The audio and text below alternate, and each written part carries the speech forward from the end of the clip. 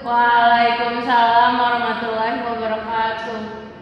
Bismillahirrahmanirrahim. Innal hamdalillah nahmaduhu wa nasta'inuhu wa nastaghfiruhu wa na'udzu billahi min syururi anfusina wa min sayyiati a'malina. May yahdihillahu fala mudhillalah wa may yudlil fala hadiyalah. Yang saya hormati Bapak Muhammad Syahrul Qadri SPD MA selaku dosen pembimbing dosen mata kuliah keterampilan berbicara dan teman-temanku yang berbahagia. Singkatnya hadirin hadirat yang dirahmati Allah. Selamat siang.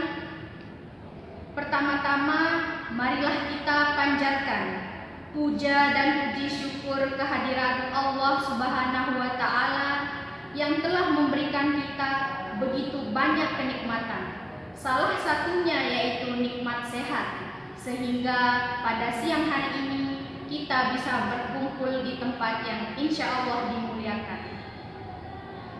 Dan tak lupa pula kita junjungkan sholawat beserta salam keharibaan Nabi besar Muhammad Sallallahu Alaihi Wasallam. Semoga nanti kita mendapatkan syafaatnya di yaumil qiyamah. Amin ya robbal alamin.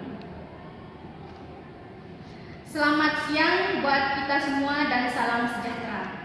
Kali ini saya Sufi Musyahadati dengan NIM E1C021111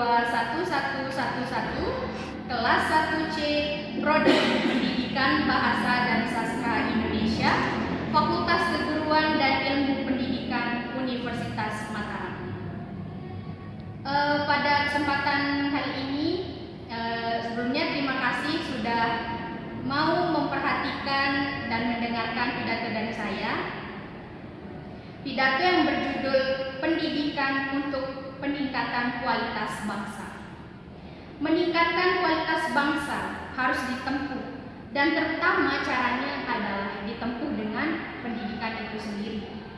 Pendidikan adalah proses yang panjang, yang tak henti-hentinya untuk mencapai satu tujuan, dan terbuka untuk ide-ide baru dan konsep baru. Itulah makna pendidikan, sehingga suatu hari hasil pendidikan yang akan menumbuhkan budaya baru, dan kecerdasan manusia itu sendiri. Nah, selama manusia yang cerdas memiliki kebijaksanaan dan kebajikan dalam jiwanya, baru setelah itu ia mampu untuk menguasai ilmu pengetahuan dan teknologi. Budaya baru yang merupakan kontra budaya yang kemudian dimasukkan ke dalam tatanan kehidupan masyarakat, yaitu budaya alternatif yang akan dipilih oleh bangsa ini. Semuanya terorganisasi dan baik melalui pendidikan yang mampu mendidik, mampu menumbuhkan jiwa yang saleh dan bijaksana, dan menguasai ilmu pengetahuan dan teknologi. Itulah masa depan yang akan mengubah bangsa menjadi bangsa Indonesia yang baru. Hal ini tampaknya yang akan terjadi untuk pendidikan di Indonesia. Belum lagi kekurangan staf pengajar, memecahkan masalah, munculnya masalah, fasilitas pendidikan yang tidak memadai, dan selanjutnya tentang isu. Nah, isu tingginya biaya pendidikan terutama.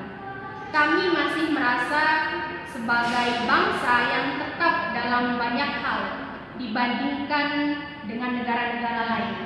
Oleh karena itu, hadirin hadirat yang dirahmati Allah, satu-satunya cara bagi bangsa ini adalah untuk meningkatkan pendidikan, agar bangsa cerdas melalui sistem pendidikan nasional yang menyeluruh dan tentunya terencana. Tetapi untuk pergi ke arah itu, jalan yang ditempuh tidak mudah, justru sangat panjang dan sulit, karena masalah pendidikan sangat terkait dengan faktor-faktor lain, termasuk ekonomi, keamanan, dan masalah sosial lainnya. Para guru diharapkan untuk mulai mengubah cara siswa belajar. Para guru tidak lagi diperbolehkan untuk menempatkan tekanan kepada siswa. Untuk menempatkan tekanan pada siswa itu seperti memberikan tugas yang sangat banyak, sehingga nanti para siswanya akan menjadi, tentu saja akan stres. Dan sebagai siswa, guru diharapkan tidak terlalu memberi hafalan dan memberikan pertanyaan pilihan ganda atau multiple choice, karena nantinya bisa berdampak pada pembentukan kepribadian. Peran pendidikan sebagai sarana pemberdayaan harus secara sadar mempersiapkan siswa dalam kehidupan masyarakat, baik sebagai individu maupun anggota masyarakat. Pemberdayaan hanya memiliki arti jika menjadi bagian dari proses pemberdayaan dan fungsi budaya. Oleh karena itu, hadirin yang dirahmati Allah, pendidikan harus menumbuhkan semangat kemandirian, pernyataan diri bergerak, dan pendidik mengajar siswa untuk hidup dalam harmoni sistem pendidikan. Hidup dalam harmoni sehubungan dengan perbedaan.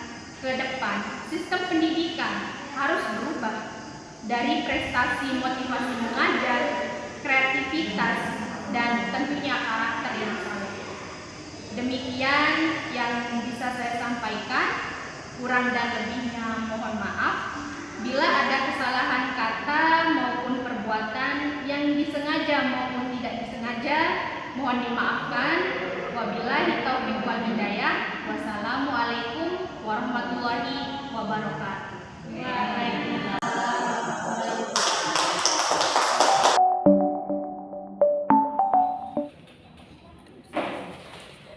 Dari pidato pertama yang disampaikan oleh teman kami, yaitu Syupi Musyahadati, yang bertema pendidikan untuk meningkatkan kualitas bangsa. Menurut saya isi yang tercantum di dalam pidato tersebut sangat-sangat jelas, karena secara sistem pendidikan di negara kita ini masih sangat di bawah standar sekali. Bukan di bawah standar, tapi lebih ke masih jauh di bawah rata-rata.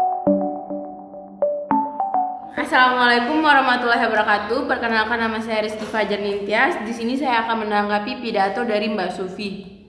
Saya setuju dengan perkataan Sufi yang bahwa siswa jangan ditekankan untuk menghafal dan memberikan tugas yang banyak, karena itu kadang membuat siswa stres dan tidak ingin mengikuti pelajaran tersebut. Dia akan menakuti pelajaran tersebut dan dia akan memicu membuat dia tidak mengerjakan tugas kalau diberikan hafalan, apalagi hafalan itu terlalu banyak. Sebaiknya para dosen maupun guru memberikan siswa itu pengertian yang lebih jelas, karena kalau diberikan pengertian yang lebih jelas akan cepat masuk ke otak dan tersimpan lebih baik ke otak kalau diberikan pengertian yang jelas dan menarik. Saya ingin menanggapi pidato dari Syupi Musyahadati bahwa saya setuju dengan pidatonya, sebab pendidikan merupakan kunci awal dari kesuksesan. Emang semua orang, ada juga orang yang berpikir bahwa pendidikan itu juga bukan merupakan kunci kesuksesan.